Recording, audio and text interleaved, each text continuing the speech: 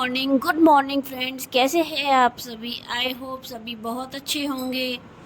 अभी बज रहे हैं सुबह के 3 और आज मैं बहुत जल्दी से जाग गई हूँ क्योंकि मुझे आज बाहर जाने की तैयारी करनी है और काम भी बहुत सारा पेंडिंग पड़ा हुआ है, वो भी सारा निपटाना है।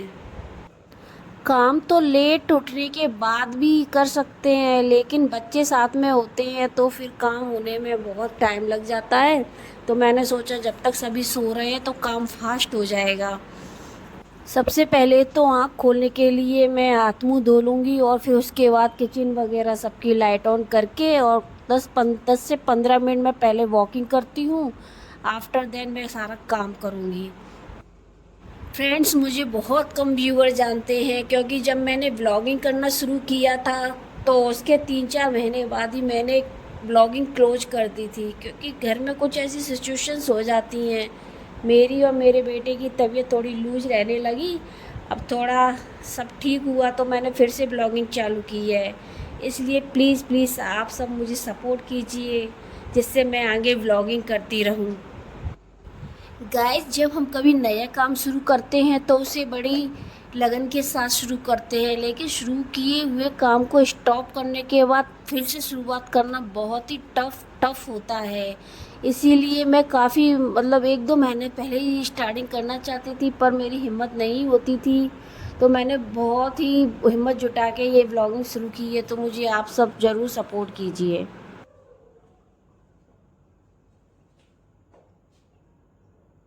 इतनी अर्ली मॉर्निंग है ना, एक चिड़िया के चहचहाने की भी आवाज़ नहीं आ रही है। चारों तरफ सुनसान पड़ा हुआ है।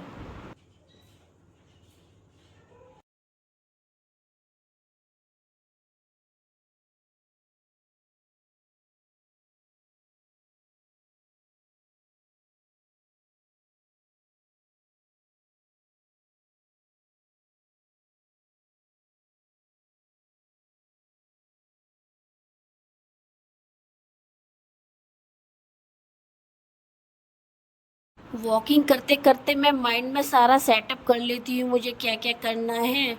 और जब तक बच्चे सभी सो रहे हैं मैं बड़े शांति से काम कर लेती हूँ। मोस्टली क्या होता है ना, रात में लेट नाइट खाना बनता है तो बर्तन बर्तन सब पूरा किचन बिखरा रह जाता है। इतनी थकान हो जाती है ना, सीधे सोने की पड़ती है। तो ये सारा किचन में अभी मॉर्निंग में समेटूंगी तो इसमें मुझे बहुत समय लग जाएगा।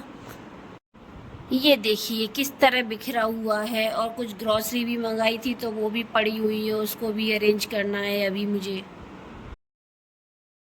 मेरी आवाज़ से ऐसा लग रहा होगा कि मैं घर का काम बोझ समझकर कर रही हूँ, लेकिन नहीं, मैं बहुत एंजॉय के साथ करती हूँ। लेकिन तबीयत में खराबी होने की वजह से मेरी साउंड थोड़ी थकान भरी लगती है। किचन की वही रोज की काम था जो मैंने नहीं दिखाया। अभी बच्चे उठ गए हैं जो मेरी हेल्प कर रहे हैं, और ऊपर से सामान उतारने में मुझे बहुत परेशानी होती है तो मेरी बेटी ही निकाल देती है। अभी जाने की तैयारी करनी है तो सारे ब्रीफकेस वगैरह वही निकाल देती है।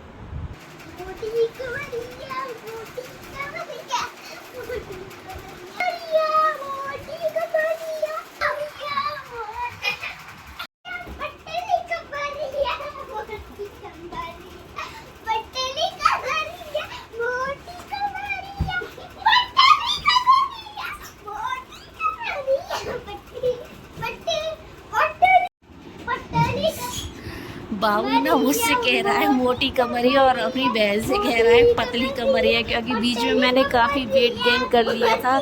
लगभग 6 किलो मैंने वजन ले लिया था तो मोटी लगने लगी तो मुझे मोटी कमरिया बोलता है। बड़ा कॉमेडियन है।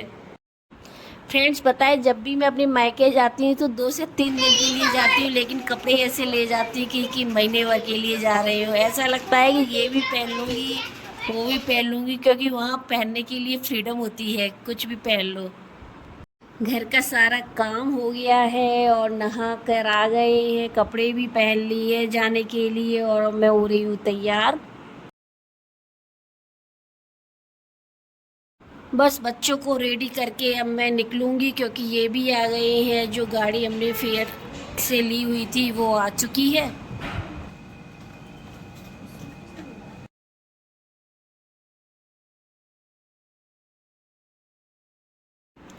फ्रेंड्स मैं ना 4 से 6 महीने ब्लॉगिंग करने के बाद, लगभग 6 महीने बाद ही ब्लॉगिंग कर रही हूँ, तो मुझे थोड़ी दिक्कत आ रही है। बट आप जैसे जैसे आगे मेरे ब्लॉग्स देखेंगे तो आपको उसमें काफ़ी कुछ सीखने को भी मिलेगा, कुछ कुछ तो मिलेगा। तो प्लीज़ प्लीज़ मेरे वीडियो को ज़रूर देखिए। इस वीडियो को देखकर अंदाज़ा ना लगाइए कि किस तरह के वीडियो होंगे, क्योंकि ये तो मैंने एक तरह से नई शुरुआत की है और मैंने सारी क्लिप्स भी नहीं ले पाई है जो जो मैं कर रही हूँ, जो मैं दिखाना चाहती हूँ। लिमिटेड ही मैंने वीडियोज बना पाए हैं, क्योंकि हैबिट में नहीं रहा ना, तो हर जगह मैं कैमरा नहीं लगा पाती थी।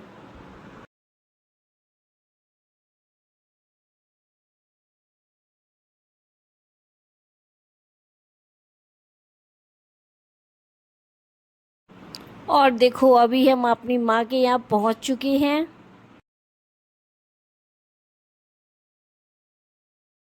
मिष्टी की ना 30 और 31 की छुट्टी है और उसे एक को स्कूल जाना है, तो वो अपना बैग भी साथ में लेके आई है, क्योंकि उसका स्कूल भी मुरैना में ही है। ये देखिए मम्मी ने तो घर में ही शिमला बना रखा हुआ है। फ्रिज का ये जो फ्रीजर का गेट होता है ना, वो तो टूट गया है और इसके आगे बर्फ़ का एक पहाड़ जम गया है। मम्मी की एज तो ज़्यादा नहीं है, लेकिन बीमारियों की वजह से वो एजेड लगती है और काम भी नहीं बनता है, इसलिए ये सब अव्यवस्थाएं हैं। ये जो मैंने आपको लिफाफे दिखाए हैं ना, ये मेरी दोनों सिस्टर जो बड़ी छोटी हैं उनके यहाँ से आए हुए हैं, क्योंकि वो नहीं आ पा रहे तो उन्होंने राखियाँ तो भेज ही दी हैं।